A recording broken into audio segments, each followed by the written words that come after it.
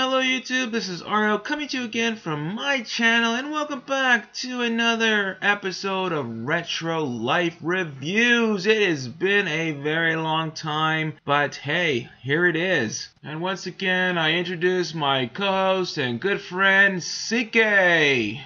Hello, everybody. Alright, so we're going to be reviewing the classic game for the Sega Genesis, Valis 3. Yes, Valis 3, a platformer developed by Telnet Japan, and originally released for the PC Engine CD-ROM and TurboGrafx 16, which would have been the North American equivalent CD back in the 90s. It was later then ported to Genesis, which is the version that we are reviewing today. As the title suggests, it's the third in a trilogy for the Valis series. And interestingly enough, this is one of the few games out there with a female protagonist.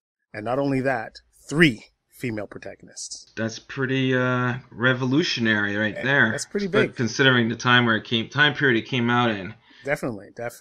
Alright, so we review everything on a like, love, and loathe scale with graphics, music, sound effects, gameplay, controls, difficulty, fun factor, replay value, and story if applicable. So let's get started. We start with graphics first. So what did you think of the graphics in this game, CK? How do I start? 6.5 minute intro on the history of the game. That alone sets off just my adoration for this game. And it's all done in an anime style. So, it looks and feels just like if you were watching an anime or reading a comic book. It's pretty neat. It's got that 90s anime style. The graphics are really clean. I like that they use shadows in it. The sprites are large enough. The backgrounds have nice detail and are smooth. Like some games, we always reference older games like Contra or Strider. They're very, you can see the hard edges on the pixels. There's no gradient between the edge of the character or the shadows and the light.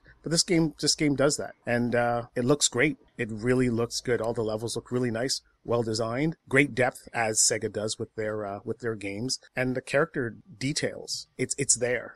Compared to the CD versions, the intro isn't the same, but ultimately Sega did a great job backporting this to a Genesis that didn't have the quality or the memory that the CD-ROM versions had. And just for that alone, and how awesome it looks and the impression you get, I give it a retro double love. Oh, wow. Right off the bat, double love. Double love. I did not expect that. That was hit me from behind. You totally sucker punched me with that one. I did not expect a double love for this game, but that's okay. We're not having a competition, but in a way it does feel like a competition. Alright, so graphics for me, the graphics, I think it's one of the better looking games on the system. I just love the detail. The color palette is pretty limited, I find, for this game. The first level is very blues and some greens and a lot of hues. Yes. There's not a lot of variety in the colors in the level, at least level 1. It's not a colorful game, but that doesn't take away from the graphics. It doesn't mean the graphics aren't impressive, and they are very impressive. The graphics are super detailed. It just looks like they really pushed the system to the limits. I love the backgrounds. Everything just looks very, very nice and sharp, and just a lot of textures, and it's just a nice looking game. It just looks very, very beautiful and has a unique style to it. It's a Valis game, and there's so many Genesis games that have that kind of cut and paste kind of feel, where you just feel like, this is a generic Genesis games. Not all of them, of course. Most Genesis games, the good titles, they're very unique in the style, but there are a lot of cut and paste, generic looking graphics for the Genesis that kind of doesn't really push the system to its limits and just feels lazy. This game isn't lazy. The graphics are amazing. So for that being said, I am going to give it a retro double love. Hey, there you go. I wasn't even sure. I was tinkering with a love. I think you inspired me to give it a double love you inspired me to give it a double love. I just wanted to do that. So they're just beautiful to look at, so it's a double love. So moving on to music. What did you think of the music in Valis 3, CK? I like the music, though I think they could have done more, but I understand why they couldn't, because again, backporting it from something that had a lot more memory in a CD-ROM game. Sega did a great job though, so I can't knock them on that. The music tries to encapsulate the tone and energy of an anime, which I got right away. It's the type of music I'd hear, play through the background, or it's a score during a scene. Like, they really do push the anime / manga experience in this game, more so than a lot of other games. I did like the first level, and I think maybe the third or fourth, but a lot of them ended up kind of just being there. Like, it's great music for the mood and the moment for that level, but I didn't find myself really bobbing away at any of the tracks. Maybe the Ice Cavern level, which I think might have been 5 or something, because I just kind of like the tone, the low bass tones. But outside of that, it's nothing that I would load up on an MP3 player. So with that being said, the music's good, but it's nothing to jam out to. I give it a retro double like. Oh, double like. Interesting. I see where this review is going. There's a lot of ups and downs and peaks and valleys going on here with the score. I don't know. I like the music a little better than you did. So music for me, I just love that first level track that just was so upbeat, and I felt it felt like almost like, I don't want to say dance music, but it felt very high energy. Very high energy, and I enjoyed that track. I mean, the other tracks are not as appealing to me as the that first level track. But it's still good enough that I would feel the music is definitely up there with other games on the system. And I'm not going to say the other games because everyone knows which games I'm referring to, because, obviously, Streets of Rage 2, Sunset Riders for the Genesis. I love those games. Are my favorite games for music. I don't think this game is on the level of those two particular ones.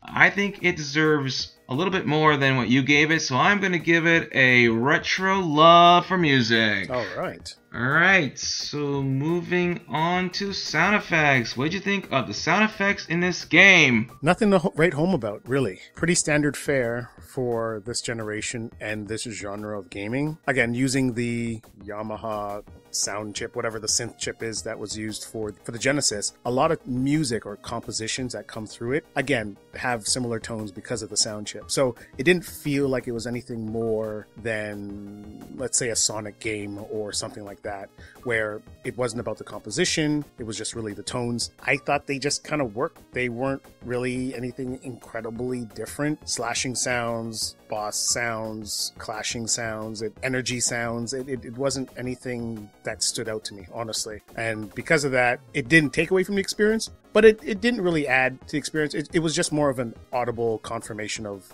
whatever was happening on the screen. And I love the Sega sound chip. Don't get me wrong. I've probably boasted about this or touted about this in other reviews. And when composers really go at it, they can make games sound amazing. But this game doesn't sound amazing, but I did like it and it worked. So therefore, it gets a retro like for me. That's fair. I don't think that we give sound effects that much of a score of more than a like on average. That is true. So yeah, sound effects for me, I'm gonna pretty much say what you said a little bit, maybe a little bit more. I mean, I feel they were adequate. They weren't anything over the top. But then again, do they really have to be? I mean, most games you just gotta put some sounds, and as long as they don't sound completely ridiculous, and when you hit something, it doesn't sound like something completely off of what it should be. Sound effects are sound effects, right? They're just there to make it not as silent. You don't want to hit something and not hear anything. Correct. But they're never going to be to the point where the sound effects are like so impressive that we're gonna give it a double retro love. Let's see if we ever give sound effects a double retro love. I'm curious. Maybe in the future we will. Maybe this one? No, probably not. But anyways, yeah, sound is there. It just gets the job done. It gets the job done. It doesn't detract from the game. It doesn't sound annoying. It's not, some of the sounds in Ghouls and Ghosts I told you didn't like. The bang, bang, bang. That's right. That was annoying. Sound. Yes, Did not like that. There's nothing in this game that is on that level of annoying. So for that, I'm just going to give it a retro like for sound. So moving on to gameplay. What did you think of the gameplay in this game, CK? I'm going to preface it with this. It is a standard platform. Nothing really beyond that. Doesn't have much going on in the ways of like extravagant level design or anything like that. You know, it plays a lot like kind of like a Strider or a Castlevania type game. For the most part, you're kind of going up and down. If you're within a confines of like a castle or building, you're usually going upwards. If you're outside, it's usually just more like hills, rising and lowering hills. Nothing crazy. Ghouls and ghosts.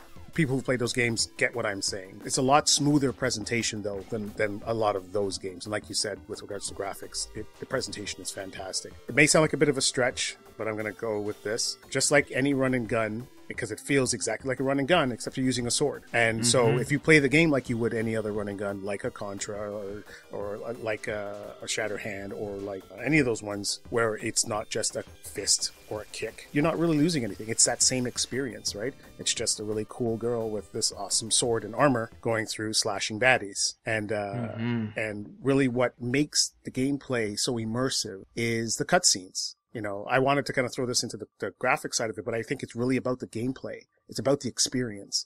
And those cutscenes really help with getting you through what I would consider a pretty mundane platformer. It doesn't do much on the platform side to be outstanding, but the way it's tied into the storytelling really makes it work. And they get an A+ for effort and an A+ on delivery for that. And because of that, it gets a retro love from me. Awesome. I thought you were going to give it an A+. I said, that's not our scoring system. How do I decipher that? What's an A+? I guess it's a double retro love. I guess so. All right. It's a retro love. A for effort and A+ for delivery. I mean, because it's mundane-ish with regards to it just being a platformer and outside of the cutscenes, it didn't do much. But because of all those, it kind of brought it back up. So I think love is a fair mark for it. Yeah, love is a fair. I agree. Gameplay. So gameplay for me, it's girls with swords. I mean, sounds pretty awesome to me. It does. It's, it is really a great game. It's pretty revolutionary in the fact that it's got 3 female protagonists,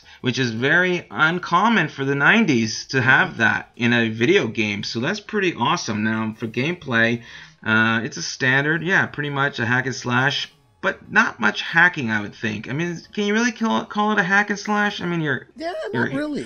I mean, you could. But you're slashing at people, but you're not hacking at anybody. I don't know. It's not. Definitely a button masher, though. It doesn't remind me of something like Golden Axe. Golden Axe, yes. That's a hack and slash. So this game, it feels like a platformer and almost like something that maybe they were going for a shooter without guns, and then just like a hack and slash. It just, it's just a sword instead of a gun. I guess you could say you're just really hacking them or slashing them. All right, it's a hack and slash. Lots of hacks Who and knows? slashes, yes. Lots of hacks and slashes.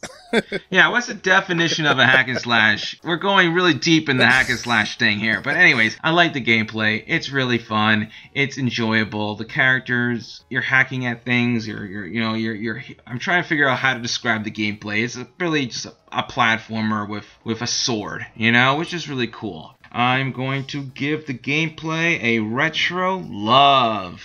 All right. Yeah, so moving on to controls. What did you think of the controls in this game, CK? The controls are good. They're good. They're responsive for the most part. I did find out through playing and then watching some of the other gameplays that they introduced the slide mechanism in 3. So 2 and 1 did not have it, which added to, players' maneuverability and, helping with avoidance or strategically being able to move through levels. And through some of the gameplays that I watched, a lot of players used the slide to traverse gaps as opposed to jumping across gapped areas in the game. They would just slide because the mechanic allows them to do so without falling off the edge. And I thought that was kind of interesting. Easier. It's also great for speedrunners. Because sliding's awesome for speedrunners, right? So that's what I kind of saw. And I felt that the game controlled well enough. It did, to me, though, feel a bit slow. Now, I'm just wondering if it's just because it was backported, it felt slower because of the limitation, right? And then watching the PC Engine, I never played any of the CD-ROM games, but they looked a lot more fluid, like it had a higher frame rate. And I think that's what made the game feel a little slow. Or I don't say sluggish, but it felt slower than it could have been. It could have been a lot quicker or zippier, I should say. It should have felt a lot more zippier. Outside of that, though, the controls are smooth. Your characters are responsive, and I did like that. For every time you mash that button, and no matter how fast you're mashing it, that slash animation came out. So there weren't any weird type of, you can press 3-4 times and it's only like 1 or 2 slashes. It was definitely responsive, and I think it could have been more, but again, limitations of backporting it from a CD-ROM to a console that, you know, had obviously had space limitations and running off a cartridge. They did the best they could, and I totally respect that. And because of that, I give it a retro double light. Nice. That's fair. Very fair. This is a fair review so far. So far. To all you YouTubers out there, this is a fair. Don't tell us it's not fair. It's very fair. So, yeah, Controls for me, I never knew this game was backported. It's so funny. This is our second game that we're backported. This was a Sonic game was backported. Now we're doing this one. And we're doing all the games that are backported. All our video game reviews are going to be backported video games from now on. It could be its own subcategory. But yeah, I didn't know that, so that's kind of cool. Controls, they do the job. There are some moments where I feel the game feels a little sluggish and could have been a little faster in the movements. I wasn't too crazy about the jumping, but then again, the sliding mechanics make sense that people use the sliding mechanics. I don't really enjoy the jumping, so next time I play the game, I'm going to do some more sliding. There you go. So I'll be like sliding away like I'm playing baseball, sliding into second base. This is not a sports game. I'm stealing. Well, that's a tough slide. Yes, you can slide there. Slide. Anyway, so we're not reviewing a baseball game, but we should do that next time. Yeah. So Controls, yeah, they're responsive. The slashing of the sword. Why do I keep on saying slash? It's not a hack and slash, but it's a slashing game. I don't know. I guess anytime there's a sword play, you're gonna slash. You gotta slash, or you're not doing it right. Yeah, that's right. So yeah, the game controls are good, responsive. There's never a moment where you're pressing a button where you feel like there's a delay, which is always important, especially when you've got so many bad guys on the screen and some pretty powerful ones at times. It's good. It's not like the greatest controlled game. It's no Mario, but then again, no games are. That's right. But we're not comparing it to Mario. But I guess I compare all control games to Mario. But this is a totally different genre, a totally different game. The controls get a retro double like for Controls. There you go. Definitely a fair review. Yes, this is a fair review. If anyone says this is not fair, I'm going to fight ya in a very fair way. That's right. Fight me in the comments. Fight us in the But fair. comments. But fairly. But fair. That's right. Fairly. Because that would be a contradiction. So moving on to difficulty. What did you think of the difficulty in Valis 3? The game to me felt pretty easy. I mean, I'm comfortable with a lot of platformers and running guns, and we, and I know that you have as well, experienced fairly difficult platform running guns, kind of like, like Ghouls and Ghosts and stuff that are really aggressive when it comes to, the baddies and the precision and the timing that's required. I'd say even Contra falls into that realm of, being medium to hard with regards to getting through a level and as a platformer game. This game was easier than Contra. It felt easy to me. That's just me. And again, back to the point that it's a fairly generic kind of, instead of a gun, you're using a sword, you're just moving your way through. There was no difficulty per se with regards to controlling that. I think at the beginning of the game when you start, it's really just a start and continue. There is no grading. And for the scaling, which normally these games would have if there's no difficulty adjustment, other than slightly different bad guys, because you have your walk type, your fly type, or fly by type, the environmental spike or drip, so it's like overhead or underfoot type of attack, the homing type, which are the ones that follow you in the level until you attack them or destroy them, and then the bosses, which were fairly easy. Once you figure out that pattern early, it's kind of like the Mega Man syndrome, right? You figure out the patterns, follow A, B, C, and you're in and out of the game, no problems. And because of that, it didn't do anything for me. Really didn't. And because of that, it gets a half-like. Like, it really did nothing with regards to it being difficult. You felt it was too simple for you. It's simple and the game was shorter. From what I heard, is shorter, but the game is short. It's not a very long game, and because it's simple that way, I can see this being, speed run often for the sake of it being just easy to do. Got it. That's just me. Yeah. Retro half-like. I guess that's fair. Yes. Understandable. Understandable. I think you're just better at video games than I am. I think retro games. Every game for you is easy. And from now on, for difficulty, we're just going to review it to say easier than Contra or harder than Contra for now on, I think. That's a great benchmark. That's actually a really good benchmark. Yes. All right. So difficulty for me. You know what? I think it's not a hard game. It's definitely not Contra. It's definitely easier than Contra. Right. But I find maybe because I didn't really put as much time in this game and playing it and knowing how to maneuver, and I think I have a lot of times where I made jumps like these jumps are too hard, and I'm like frustrated. I didn't realize, well, wait a minute, you could use a slide. I was too lazy to really use the slide. And so, yeah, I think if you know the controls and you know how to play the game and you put some time and effort into it, anything in life, that's really how it works, right? You can't have an enjoyable experience and you can't have a fun and easy experience if you're not putting the work. So things can be harder than they really are. This is the lesson of the day. Things can be a lot harder than they are if you don't put the time and effort in it. So that's a lesson to you kids. Put some effort. Anyways, I find the game is middle of the road difficulty. It's not that difficult. It's not that easy for me. I feel the game is in that middle ground. I played it enough to know it's not Contra difficult. So that being said, I'm going to give it a retro-like for difficulty. Sounds about right. It does sound about right. Because it's a fair review. That's right. We should have reviews. The unfair review. Oh my gosh, I'd love to do an unfair review of a game. Anyways, so moving on to fun factor. What did you think of the fun factor in this game, CK? Outside of the story and the cutscenes, I didn't really find the game fun. That's just me, and I think it ties back a little bit to the ease or the lack of Contra difficulty. And because I don't know, I guess I find you only find games. You only find hard games, super hard games, enjoyable and fun. Is what you're saying to me? I'm saying that if there is a challenge to be had, I find more entertainment in getting better at that than easily walking through a game. That's what I'm saying. Yeah. And that makes sense. If it is too easy, there better be a lot of fun elements in that game to make it worthwhile, or you're really not growing, right? Exactly. What's the point? It has great elements, and I think this is what's going to bring it up, my score up here, is that the character swapping, which I don't think we really touched on, but it's awesome about this game. If no one's played Valis 3, or if you play it, just start from 1, play through the trilogy, and enjoy the experience. You know, regardless of how easily we're saying it feels or how, you know, fair it may be, you may like it more than what we're saying. You may not like it at all, but give it a chance, because the character swapping is cool, and that was done in very few games, let alone character swapping live on the level between 3 different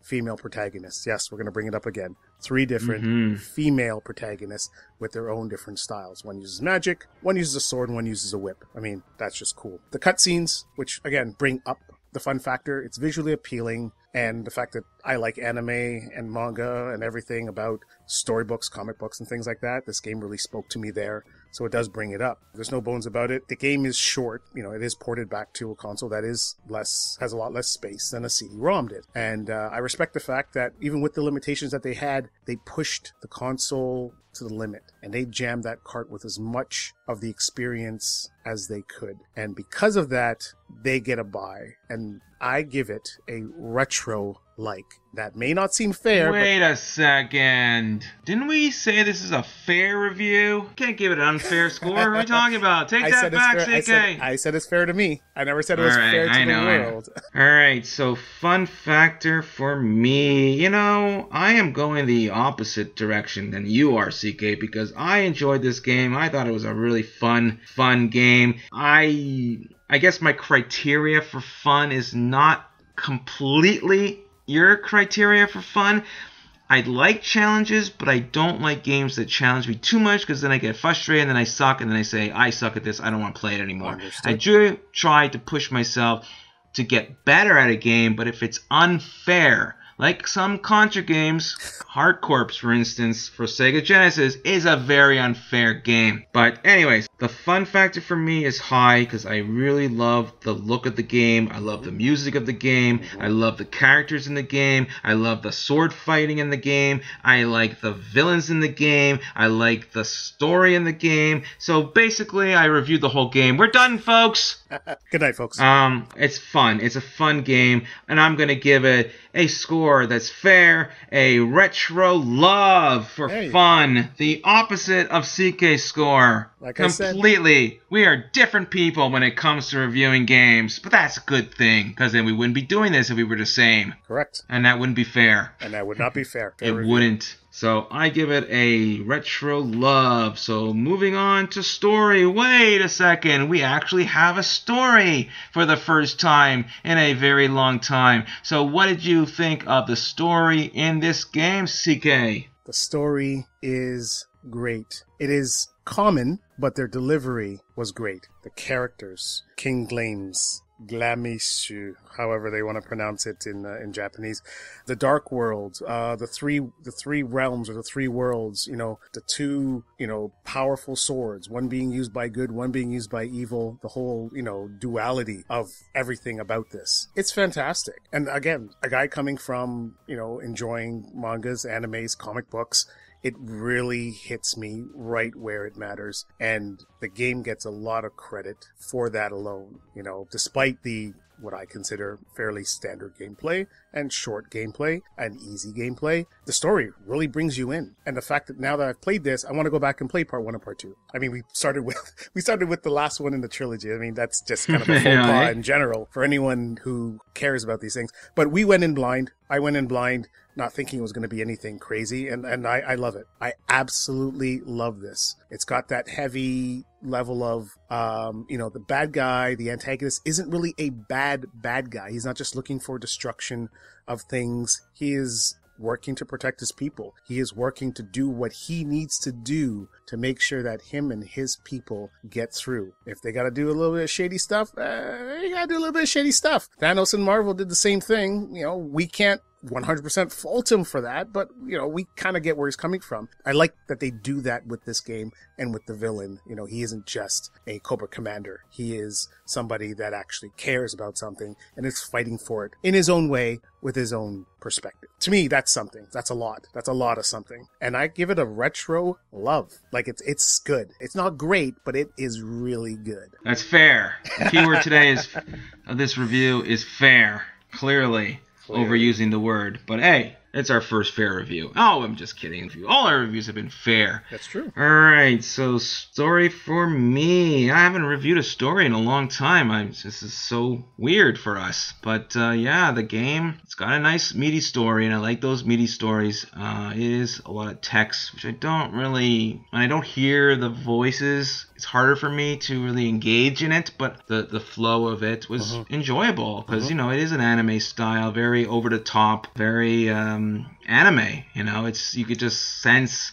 the passion of the voices coming through, even though you don't hear it. Right. Do you know if the CD version had any dialogue where you heard? Yes, it does. Yes, the PC Engine TurboGrafx 16 version does have actual voice actors, yeah. Yeah, see, that's the thing that was missing, and that's why if I played that version, I probably would have enjoyed the story more, but when I'm reading, I don't mind reading subtitles, but if I hear nothing and no sound effects, no oomph, it's hard to really take it in.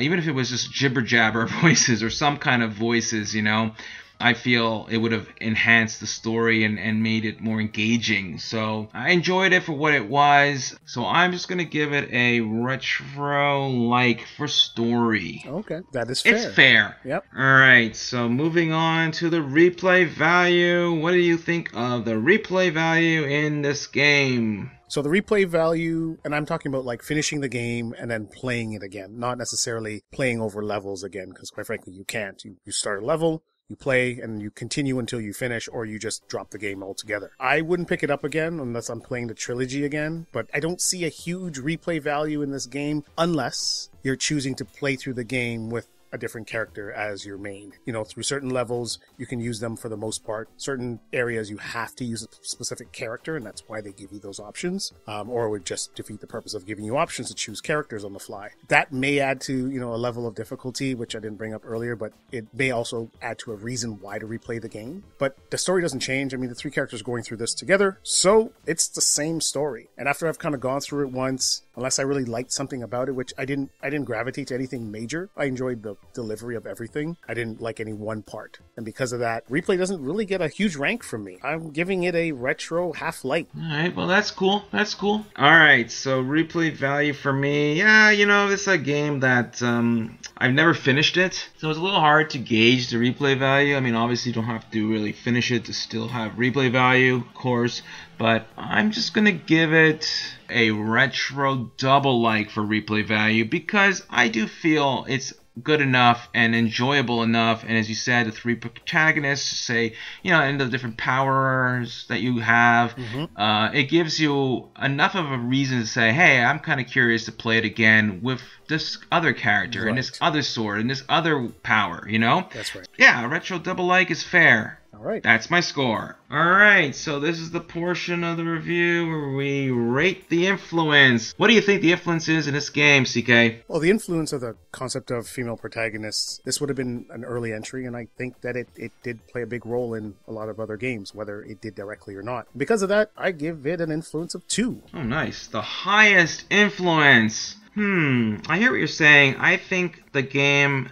does have some influence because it is a game that had female protagonists, which at an era where it wasn't a very common thing. I don't think it's the first game to have it, so I can't say it's as influential as you were saying. Right. So I'm just going to give it a 1 for influence, which I still think is fair. Totally fair. All right, this is the portion of review where we flip a coin, but we're tweaking the game here, where me and CK are going to pick some games to put into a hat, and then we're going to choose those games out of a hat, and we're going to decide which one of those games that you guys will watch next time. So there's no voting anymore because you didn't vote, so we're punishing you. Eventually we might bring it back, but at the moment we're just going to choose it for ourselves. Thank you very much. I know it doesn't sound very fair. It's kind of ironic, right? This is the part of the review that's not fair, but anything in life, not everything's going to be fair. That's right. But I still think it's fair. Anyways, so heads is high as always. You're flipping? I'm flipping. It is tails. All right, so you win the flip. All right, and out of our 4 games selected, which would be the WWF Royal Rumble for the SNES, Alicia Dragoon for Sega Genesis, Yep. Strider for Genesis, and Golden Axe for Genesis. Wait a minute, this is an all Genesis thing? It ended up being an all Genesis thing, unless Royal Rumble wins it and is the one NES game that takes. Right, that is the one NES game. So yeah, so basically you, the person that wins the flip, which is CK, will choose out of the hat the game for you guys next time to watch, not to vote on. No votes, sorry folks. Alright, CK, what is the winner? The winner is Alicia Dragoon. Awesome. Alright, so Alicia Dragoon is gonna be our next review. So that was a fun review, CK? It was a fun review. It definitely was worth the time it took to do it. So, you know, if you folks think that this might have been a little long, that's okay because there was a lot to take in. The game is a great experience. Alright, so on that note, thanks for being here, CK. Thank you for having me again. Always a fun experience when you're here, CK. So on that note, we will have more Retro Life content in the weeks, months, and years to come. Bye for now. Ciao, everybody.